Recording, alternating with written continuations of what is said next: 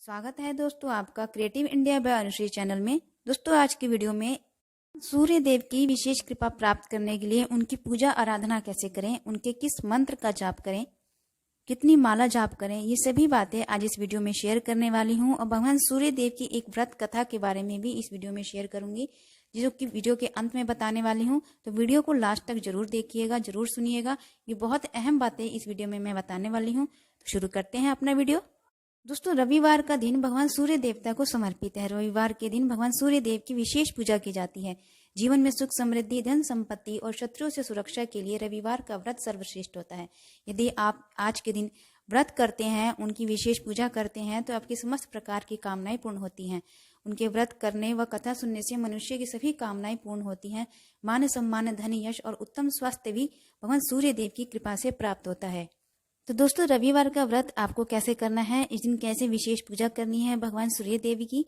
तो सूर्य का व्रत एक वर्ष में, एक साल में 30 रविवार या 12 रविवार तक करना चाहिए। जिस भी कामना के लिए आप भगवान सूर्य का व्रत कर रहे हैं, भगवान सूर्य देव के निमित्त व्रत कर रहे हैं, तो आपको कम से कम 12 रविवार व्रत करना चाहिए, 30 रविवार तक व्रत करना चाहिए, तभी आप रविवार व्रत का उद्यापन करें। रविवार के दिन सूर्योदय से पहले उठकर, ब्रह्म मुहूर्त में उठकर स्नानादि क्रिया से निवृत्त होकर स्वच्छ वस्त्र धारण करें। और वस्त्र में आप लाल रंग के वस्त्र धारण करें तो अति उत्तम होगा। रविवार के दिन लाल वस्त्र धारण किया जाता है। भगवान सूर्य देव को लाल रंग अति प्रिय है। तत्पश्चात घर के मंदिर में भगवान सूर्य की स्वर्ण मूर्ति या कोई चित्र स्थापित करें। उसके पास उन्हें हल्दी चंदन का तिलक करें, धूप दीप ज्योत प्रज्वलित करें, उन्हें लाल रंग के पुष्प अर्पित करें। लाल रंग के पुष्प में आप गुलाब का फूल अर्पित कर सकते हैं या गेंदे के फूल भी आप पीले रंग के अर्पित कर सकते हैं। विधि विधान से पूजा करने के बाद भगवान सूर्य देव को जल अर्पित करें। आपकी कोई विशेष कामना है, जैसे कि आप आरोग्य की प्राप्ति करना चाहते हैं, धन की प्राप्ति करना चाहते हैं, सुख समृद्धि या दाम्पत्य जीवन को सुखी बनाना चाहते हैं, विवाह में विलंब हो रहा है, चाहे विवाह में कोई अड़चन आ रही है, अवरोध उत्पन्न हो रहे हैं, शिक्षा या उच्च शिक्षा की प्राप्ति में कोई अवरोध उत्पन्न हो रहे हैं, तो आपकी जो भी विशेष कामना है, उस विशेष कामना की प्राप्ति के लिए आप भगवान सूर्य देव के जल में लाल चंदन, अक्षत, लाल पुष्प और दूर्वा डालकर भगवान सूर्य को अर्घ्य अवश्य दें। इससे आपकी जो भी मनोकामना है भगवान सूर्य देव से प्रार्थना करें, और अर्घ्य देते हुए जो भी आपकी मनोकामना है भगवान सूर्य देव से कह दें। आपकी जो भी मनोकामना होगी वे पूर्ण हो जाएगी। इसके बाद भगवान सूर्य का स्मरण करते हुए ओम हाम हिम होम सह सूर्याय नमः इस मंत्र का 12 बार, 5 या 3 बार माला जाप करें। दोस्तों 12, 5 या 3 माला आपको रविवार के दिन इस मंत्र का जाप करना है।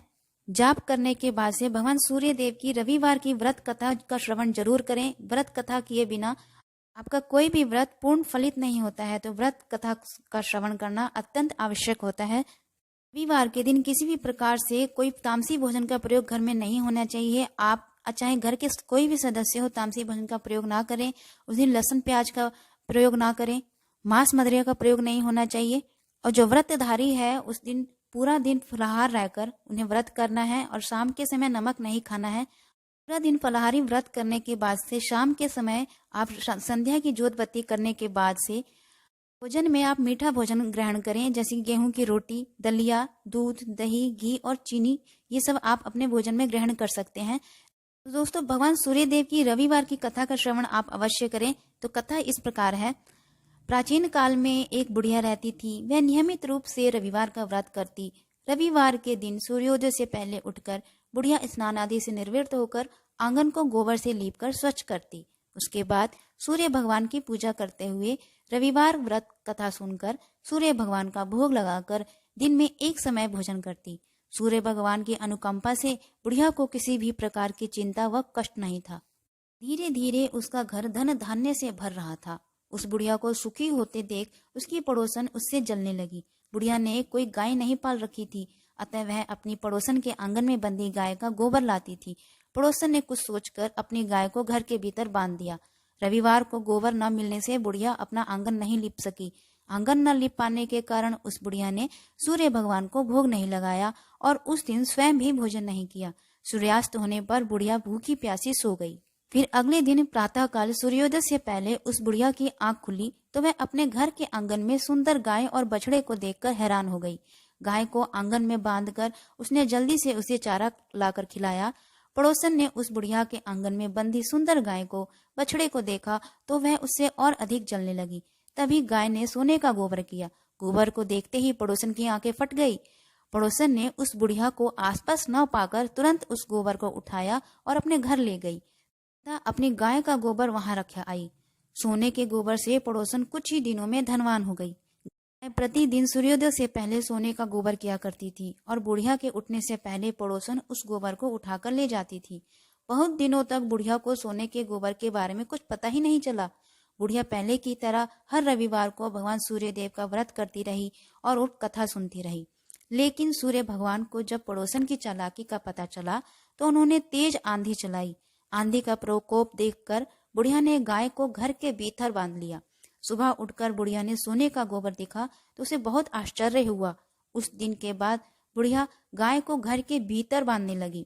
सोने के गोबर से बुढ़िया कुछ ही दिन में बहुत धनी हो गई और उस बुढ़िया के धनी होने से पड़ोसन बुरी तरह से जल भुनकर राख हो गई और उसने अपने पति को समझा बुझाकर उसे नगर के राजा के पास भेज दिया। सुंदर गाय को देखकर राजा बहुत खुश हुआ। सुबह जब राजा ने सोने का गोबर देखा तो उसके आश्चर्य का ठिकाना ना रहा।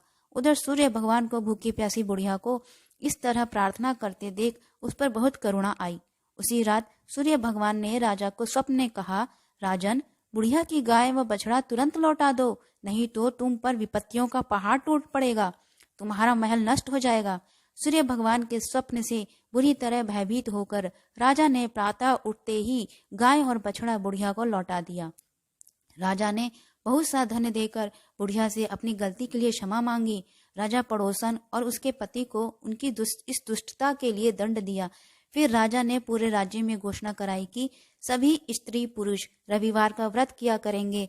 रविवार का व्रत करने से सभी लोगों के घर धन धान्य से भर गए। रास्ते में चारों ओर खुशहाली छा गई। स्त्री पुरुष सुखी जीवन यापन करने लगे। तब सभी लोगों के शारीरिक कष्ट भी दूर हो गए।